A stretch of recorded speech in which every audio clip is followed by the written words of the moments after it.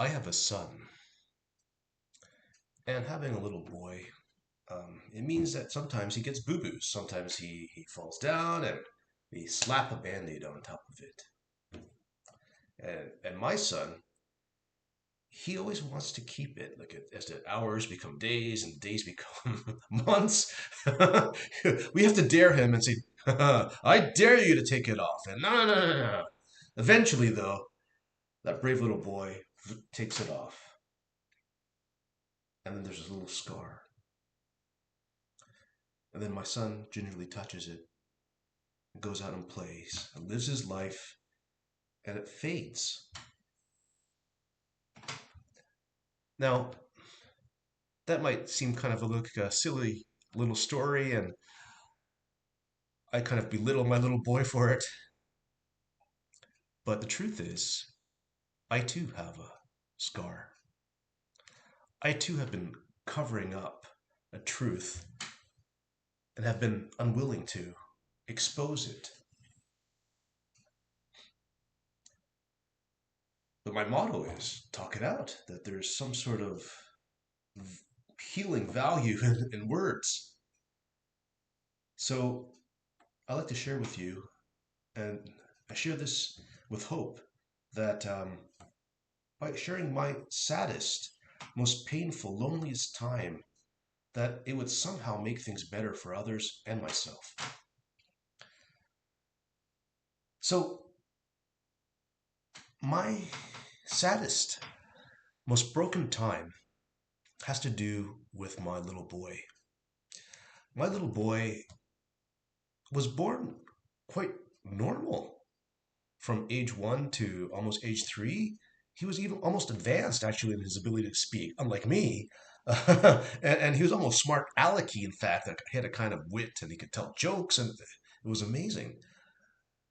But in a few days after, it was more than a few days, it was half a month after his third birthday, he stopped speaking completely.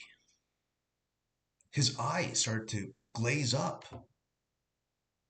and he could just kind of look in the distance with a blank expression right through me, right through everyone. It was like he was a corpse. And of course, we were afraid. As the hours became days, and the days became weeks,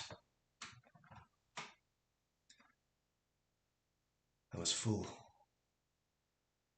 sadness. I was alone because only I could advocate for him and speak for him, but it was to no avail. The doctors didn't understand it. No one could understand what was happening.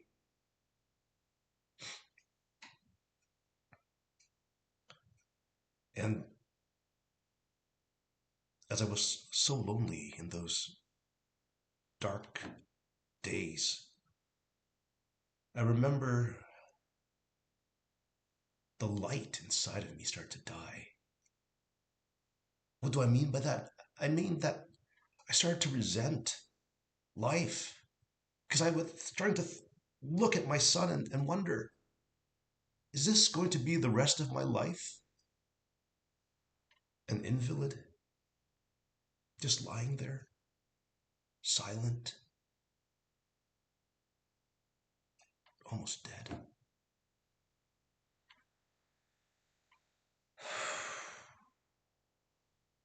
I started making dark rationalizations. I thought about those ancient cultures at times of disease or famine or war.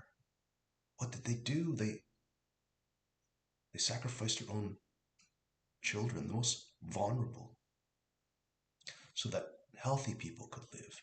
It probably even became ritualized, and that's why we had those terrible religions. I remember taking my son out to a park, a playground, hoping that it would spark some life into him.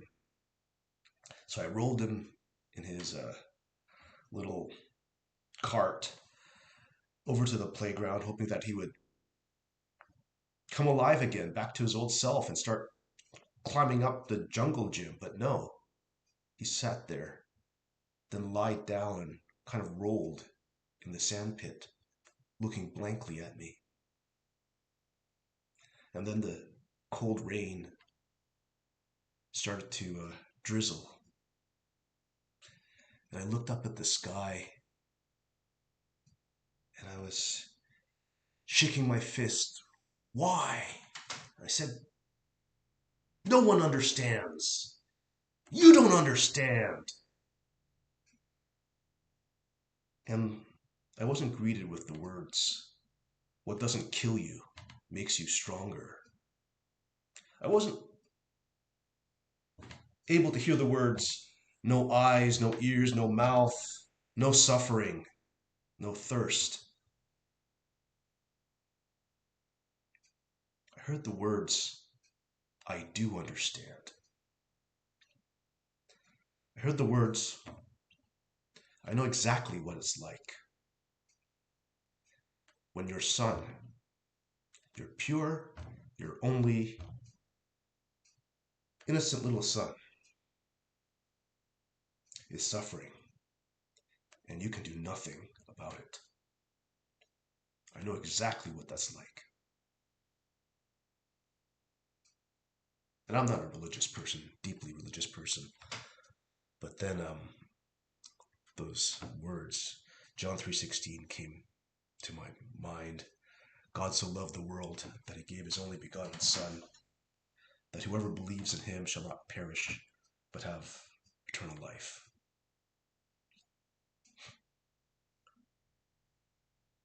And it was strange because days after,